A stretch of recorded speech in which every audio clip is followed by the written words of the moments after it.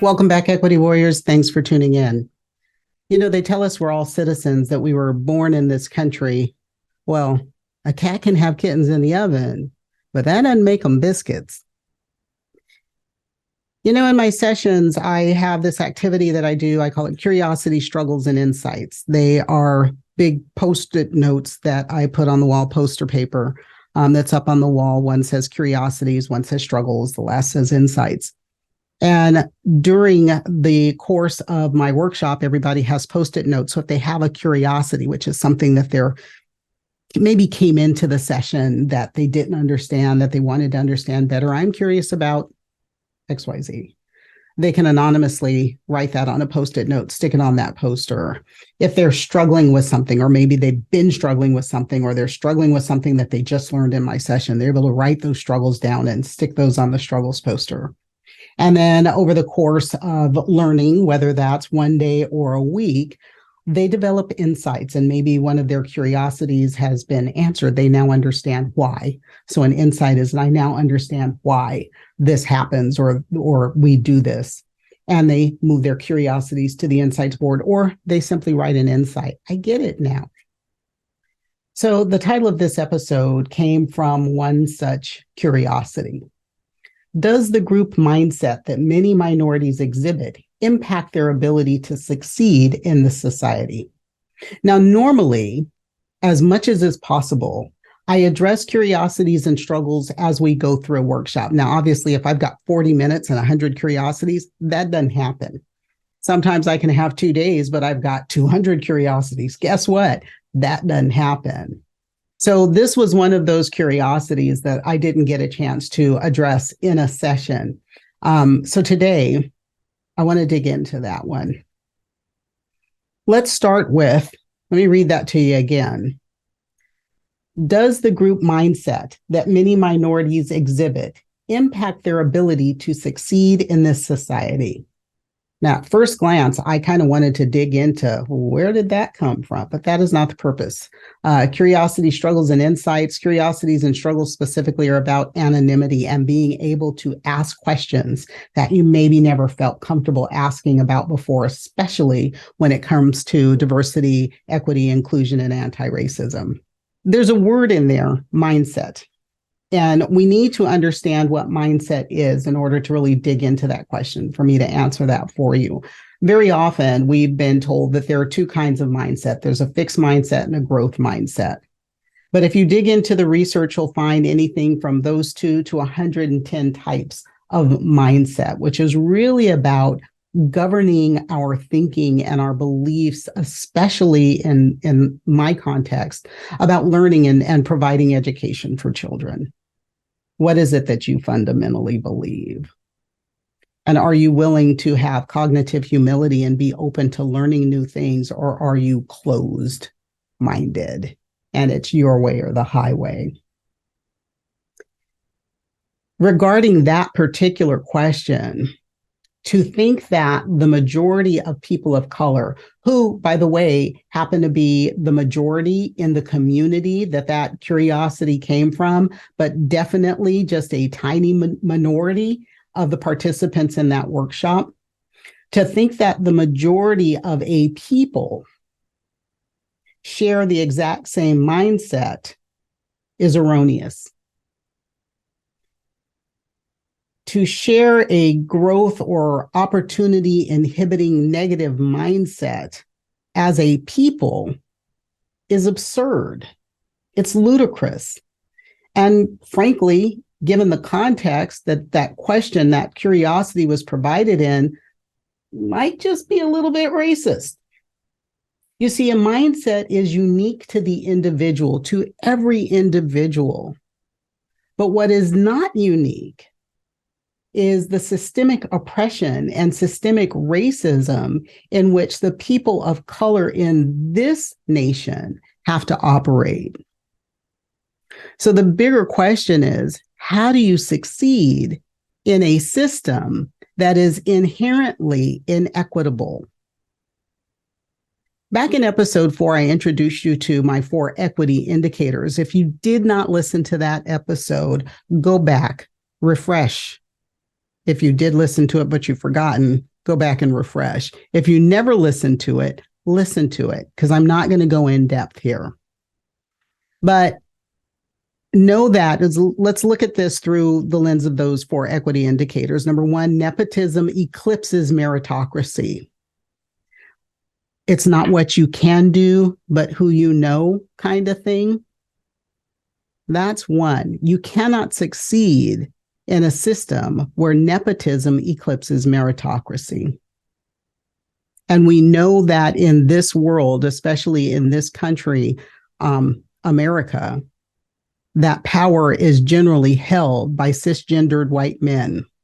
And we're not cisgendered white men, white people in general still have the power over most systems, especially school systems, which are political systems ultimately, because the dollars come from state legislatures and county systems.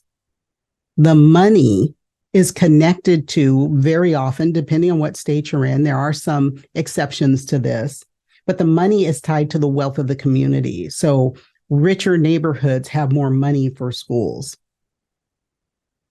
It's political. And nepotism eclipses the idea that the most qualified people would get positions, because the people with power want their friends to surround and support them. That's one. Number 2, we know that education is substandard in schools where people of color are the majority. That's just a fact. It's just a fact.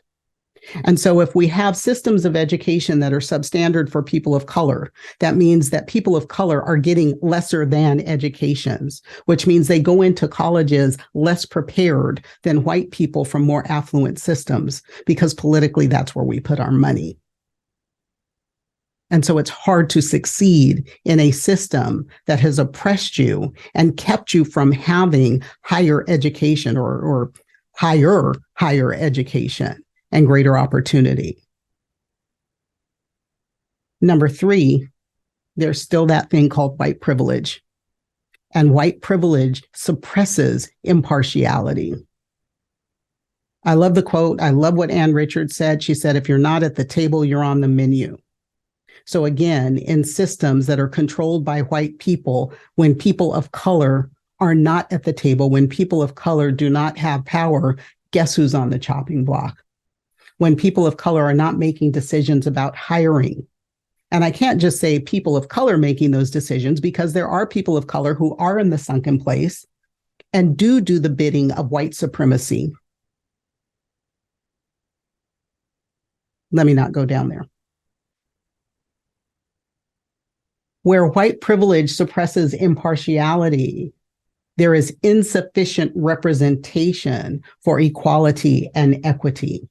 There's no voice or insufficient voice for people of color. And then finally, where white privilege suppresses impartiality, white ethnocentrism is the norm. I grew up corporately in a system that did not support me wearing my hair in its natural state, wearing my hair as it is now, because the norm was a white ethnocentric middle-class Anglo ideal, which meant pressing or permanently relaxing, putting chemicals on my hair that cause cancer in order to appear palatable. White privilege suppresses impartiality. You see, I was highly qualified, but I was still Black.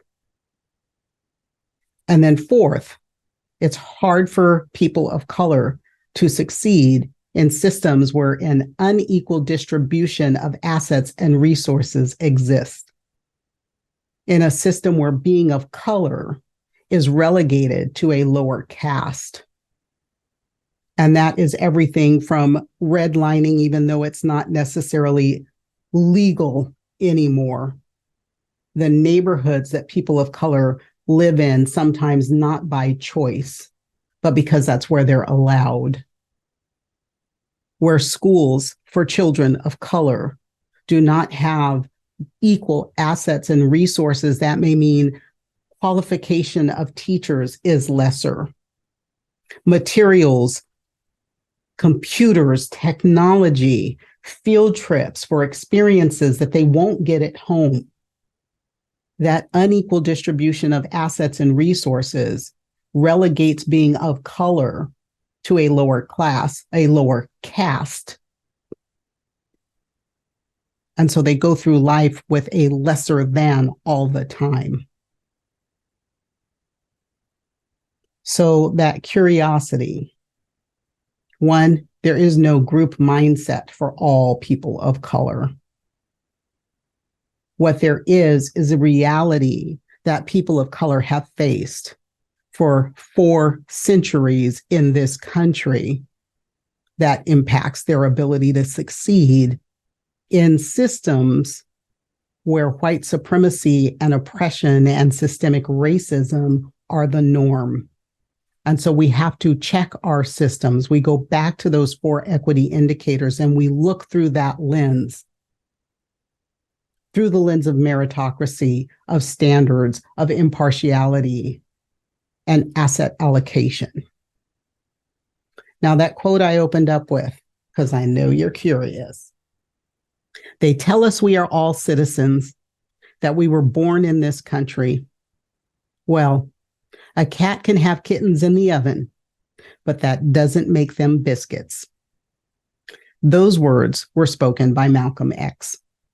And I did not tell you that at the beginning because I did not want that to cloud your thinking. You see, implicit bias works in interesting ways. The idea that we're all citizens just because we're born here is erroneous.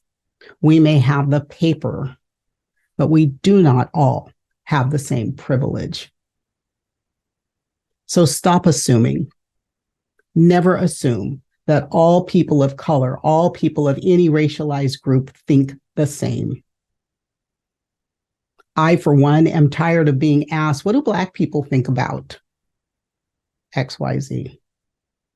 Because no one ever assumes that all white people have the same mindset. Remain curious and join me every week. Connect with me on social. Use those links that are down in the notes. Send me your questions. Send me your topics. Send me your requests. I want to answer those. I want to bring you experts to help address those topics. And as always, don't worry about the things you cannot change. Change the things you can no longer accept. And I'll see you next time.